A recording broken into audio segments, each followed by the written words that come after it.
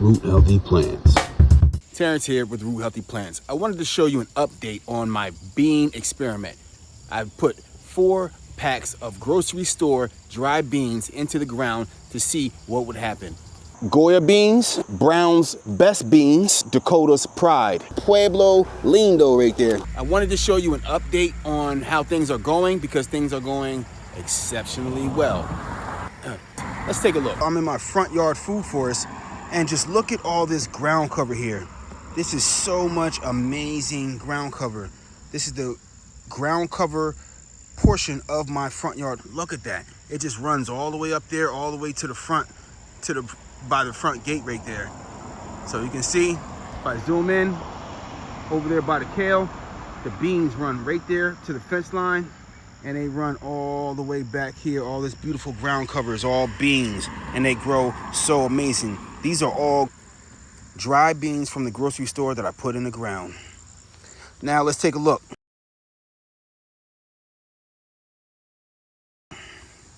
And you can see a lot of sprouting. The real highlights are these right here. And you can tell I kind of put them in rows. So you can tell if you watch my bean planting videos on how I put them in the ground. This is definitely going to be a complete ground cover. This initial area right here, this was Goya. We're doing Goya here. And I wanted to compare that versus putting Brown's Best, which was in this area right here. And I separated it by the sticks right there. That's how I know which section was which. And this right here, this section was separated by sticks also. So this was the Goya. I wanted to see how well Goya did versus Brown's Best versus Dakota's Pride. Dakota's Pride, Great Northern Bean. And you can see they all have amazing and tremendous germination, so much that it's too difficult to tell which one did the best because they all did extremely well. None of these dry beans that I got from the grocery store are sterile. Now, one of the caveats I will say is this one, this row right here, this Brown's Best of pinto beans, this I got from the dollar store. These I got from the regular supermarket, which might have cost a few more dollars extra.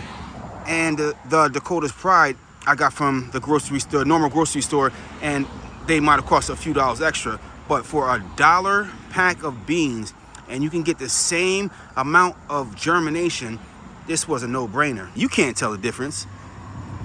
This right here is Goya. This right here, Brown's Best. All these right here, Dakota's Pride. And then that 4th pack, which are over there, which I put in the ground maybe like 5 or 6 days later, is over there. And you can see a ton of amazing germination. And this section right here is definitely going to look like this section over here. There is no clear winner. I'm going to have to declare this a draw because all the beans did amazing. I can't say any brand was better than the other.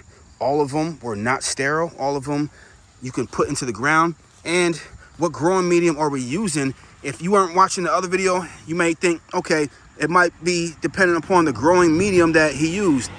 This is all arborist wood chips right here. This is not soil. So I'm growing beans directly into arborist mulch. These are garbanzo beans. I didn't realize that the garbanzo beans had germinated. So I put the pinto beans in without realizing that the garbanzo beans just take longer to germinate, and that's what these are. So I'm not sure what's going to happen with the garbanzo beans because there's a ton of garbanzo beans in here, and you can see them right there. There's some that aren't covered right there. Garbanzo beans next to my prickly pear, and we'll see what they do. This is my first year growing garbanzo beans, and I'm not sure what to expect from them, but I've grown pinto beans, I've grown black beans, I've grown cowpeas, black-eyed peas, a bunch of other beans, you name it. But the garbanzo beans, this is my first year.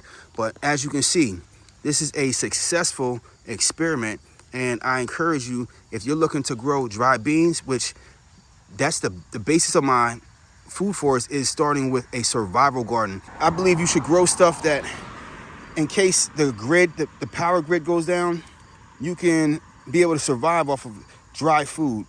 Beans, dry beans, stuff that you can dry and or stuff that you can can and not have to keep refrigerated or frozen. We are actuating our goal. We are making this come to fruition.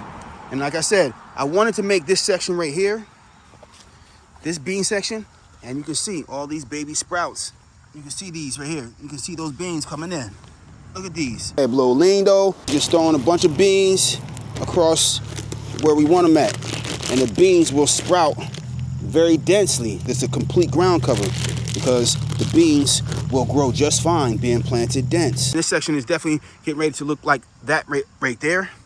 The goal was to make this section over here, which this was all just arborist mulch walking path, maybe 2 weeks ago.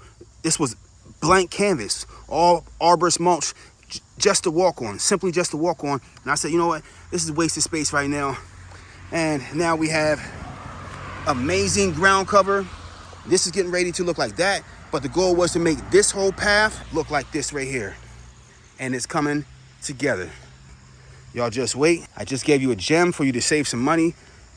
Get your dry beans. If you're trying to have a survival garden or start a food forest and you want some beautiful ground cover that's going to grow really easily, that are super low maintenance, grow some beans, and you can get dry beans simply from the dollar store. I just experimented with a pack, or just go to your local grocery store, get you some dry beans, no matter what brand, really, for the most part. Put it in the ground, see what happens. All of mine germinated, all of them, every single brand. Each plant is going to produce numerous beans. We will get back in abundance. This is worth it. Put in the time, put in the effort. These are low maintenance. I put these in the ground, and until they sprout, until they germinate, I just water them daily. After that, this arborist mulch pretty much takes care of it. When it rains, it rains. When it doesn't, it doesn't. The arborist mulch helps retain the moisture, so these will continue to hydrate themselves, and beans are super, super low maintenance. So I love the arborist mulch, and it's the back to Eden garden method. I'm combining a few different methods in how I grow. So the mindset is survival food. The goal is a successful food forest. And I started with a base initially growing with a back to Eden garden method. So we're combining a few different concepts, a few different methods, and we are getting abundance, so much success. It looks like a jungle. We have plenty of vining things. We have ground cover. We have overstory layer. We got the understory layer. We got 9 fruit trees in my front yard food forest: hazelnut, peach tree, nectarine tree.